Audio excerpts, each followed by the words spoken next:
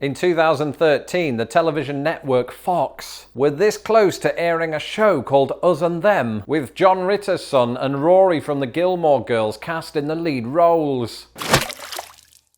Hello, this video is sponsored by BritBox, the premier streaming service for Britain's most beloved TV shows. And speaking of TV shows that came from Britain, much has been made over the years of British TV shows that got American remakes. Successful ones include The Office, House of Cards, and my personal favourite, The Antiques Roadshow. Well, today, me and my cat, who is likely to add nothing to the discussion, are going to look at 7 wildly popular British TV shows and their less remembered American counterparts. So let me hand you over to YouTube sensation Lawrence Brown, who's by the television, to explain more. Approximately 300 years ago, in the 1990s, the BBC ran a television show that was a cult favourite among science fiction fanatics. And that show, a comedy favourite among some Americans that I speak to, is Red Dwarf. Set aboard a spaceship of the exact same name, Rimmer, Crichton and the gang spanned multiple seasons. Sadly, or thankfully, depending on how you look at it, the same cannot be said of their US equivalent. A pilot episode for Red Dwarf USA was created by Universal Pictures in the early 1990s.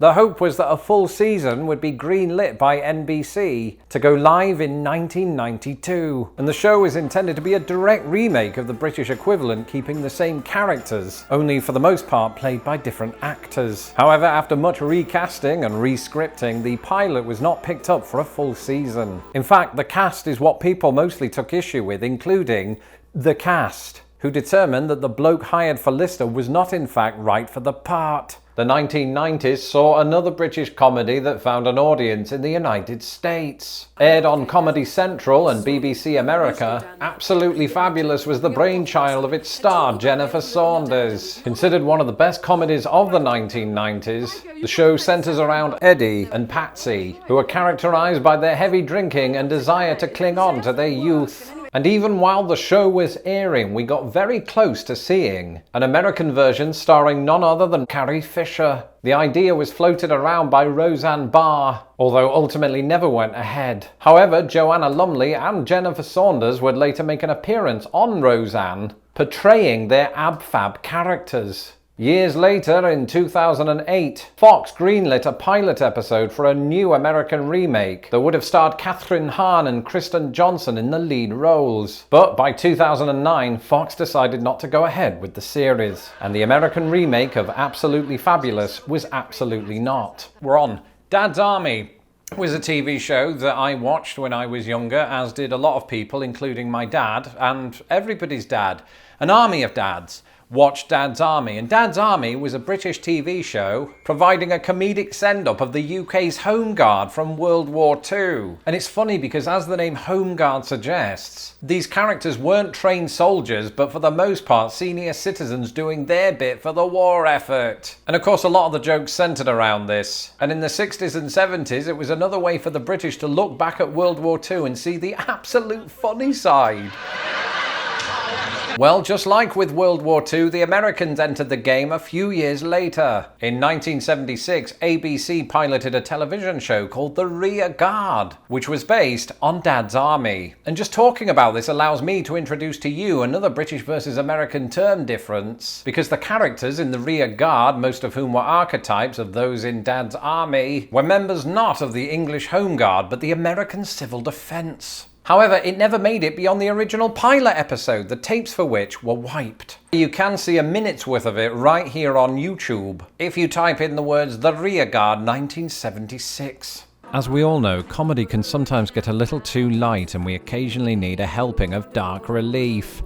This month is Mystery Month on BritBox, where you can catch some of Britain's finest mysteries. From Agatha Christie classics such as Miss Marple and Poirot to more recent offerings such as Father Brown, Shakespeare and Hathaway and MacDonald and Dodds, BritBox is loaded with a seemingly endless array of gripping thrillers and riddle-me-this whodunits. And you can start streaming these titles today, as well as your other favourite British shows, via your smartphone, tablet, desktop, Chromecast, Apple TV or Roku device, as well as LG and Samsung smart TVs. Go on, do it. Head to BritBox.com/LostInThePond and use the promo code LostInThePond when signing up for a monthly subscription, and you'll get 50% off your first month. That's half, as in 2 times a quarter. You can see why I'm so into mysteries. It's my unwavering powers of deduction. Anyway, the link is also in my description below. Back in the late 2000s, the BBC launched a popular comedy exploring the relationship between an Essex man and a woman from Wales. That show, as well as their names, was Gavin and/or Stacey. It also features its co-creator James Corden before absolutely everything else did. And Americans who are into 21st century British television often tell me that Gavin and Stacey is among their favourites. But few, if any, have said the same thing about its American equivalent. In 2013, the television network Fox were this close to airing a show called Us and Them, with John Ritter's son and Rory from the Gilmore Girls cast in the lead roles. Initially, Fox gave Us and Them a 13-episode order for whittling this down to 7, and then decided not to show it at all. In fact, few people outside of the South African and South Korean markets would lay eyes on this show for another 5 years before those 7 episodes, a number that is authentically British, were aired on Sony Crackle.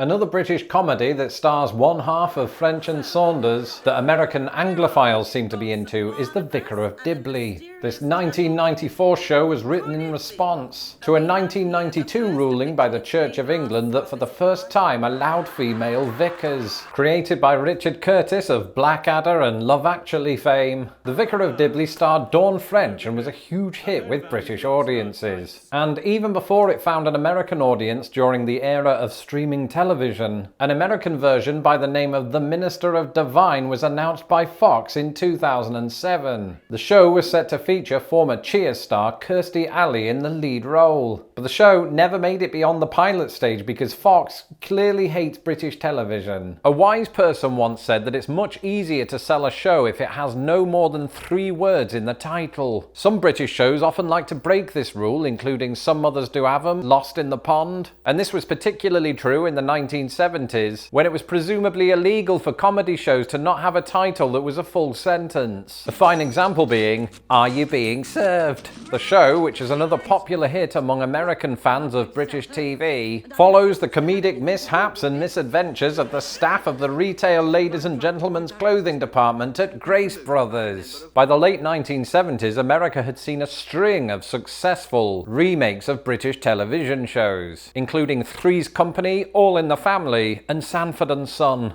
And so Gary Marshall, the director of Happy Days, decided, ooh, one more can't harm anything. The show, featuring the same characters as the British version, was to be called Beans of Boston. The actors Alan Suze, John Hillerman and Charlotte Rae were cast, but CBS ultimately didn't order a full season and the show never went ahead. Fawlty Towers, one of Britain's most beloved comedies of all time. The show, written by John Cleese and his then American wife Connie Booth, concerned the daily frustrations of hotel manager Basil Fawlty. One of Britain's most successful comedies of all time, Fawlty Towers ran for a whopping 12 episodes before it was concluded in 1979. And I know what you're thinking, ooh, Lawrence, Fawlty Towers had an American version? And the answer to that is no. What? Why did you lie to us? I didn't lie. Fawlty Towers didn't have an American version. It had 3 of them. Whoa, then we stand corrected. Good. The first attempt happened during Fawlty Towers' original run. In 1978, Harvey Korman and Betty White were cast in ABC's pilot episode for a little show called Chateau Snavely. The key difference being that instead of setting the show in a coastal hotel, Chateau Snavely was to take place in a motel by the highway. Sort of like Psycho